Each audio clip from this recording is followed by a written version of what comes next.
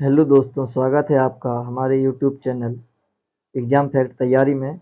आज हम इस क्लास में पढ़ेंगे सिंधु घाटी की सभ्यता। इसका पहला प्रश्न है, हड़प्पा काल का इनमें से कौन सा नगर 3 भागों में विभाजित था? तो इसका राइट आंसर है धोलावीरा। इसकी एक्स्ट्रा फैक्ट पढ़ते हैं इस प्रश्न से। हड़प्पा काल का पुरा स्थल धोलावीरा गुजरात के कच्छ की रण के मध्य स्थित खादर द्वीप में स्थित है। धोलावीरा 3 भागों में विभाजित था, किला, मध्यनगर और तथा निचला नगर। अगला प्रश्न है हमारा, हड़प्पा संस्कृति की मोहर और टेराकोटा कला पर निम्नलिखित में से किस जानवर को दर्शाया नहीं गया था? इसका राइट आंसर है गाय। हड़प्पा संस्कृति की मोहर और टेराकोटा कला पर गाय को नहीं दर्शाया गया था।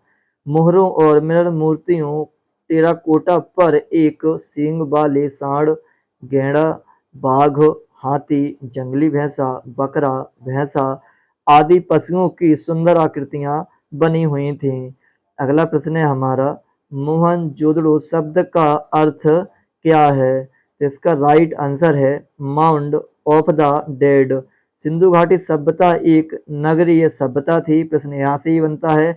इसमें मोहनजोदड़ो सिंधु घाटी सभ्यता का एक प्रमुख नगर था।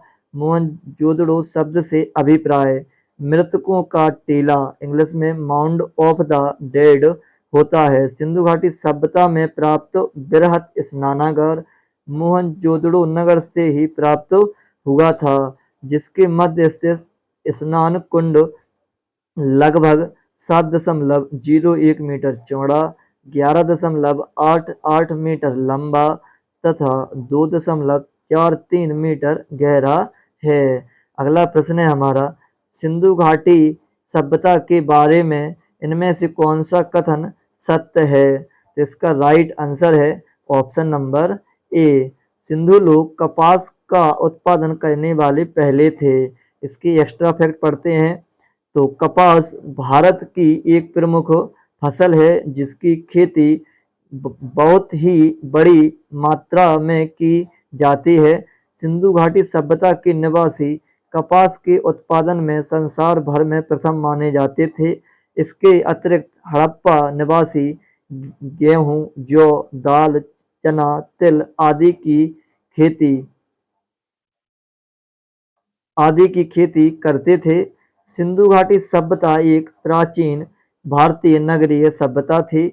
सिंधु घाटी सभ्यता के लोगों ने नगरों तथा घरों के विन्यास के लिए ग्रिड पद्धति अपनाई थी। तो यह पद्धति भी बहुत ही जरूरी है।